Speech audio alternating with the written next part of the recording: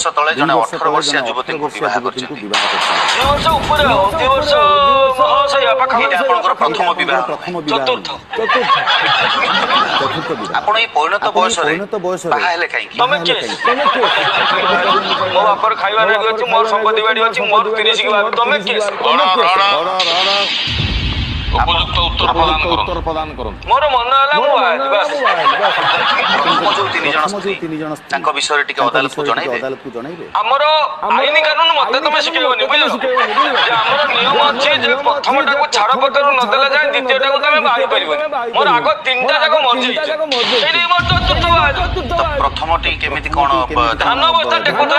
टुकुमा ऊपर को टेकई नउला सीढ़ी रे चढ़ी आसला कांध नै खसी पड़ला से पड़ला ता ऊपर बस्ता पड़ला ता ऊपर सीढ़ी पड़ला तीनटा ऊपर संभाल परियो चली गला ताको आपण बहुत परिश्रम भी करौथिले स्त्री घर काम करी परिश्रम